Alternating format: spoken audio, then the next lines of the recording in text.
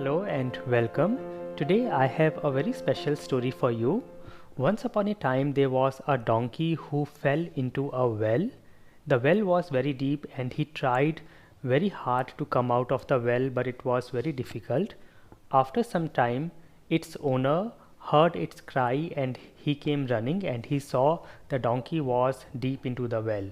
He too tried hard to pull the donkey up, but it was very difficult, and after some time he said that the donkey is anyways too old and it is very dangerous to keep this well open, so he decided to fill the well.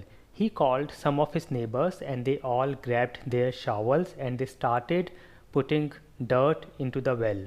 In the starting, the donkey was horrified and he cried. After some time, he realized that it could shake off the dirt and take a step up. So, whenever the people would throw dirt into the well, it would shake off the dirt and take a step up, and very soon it was out of the well.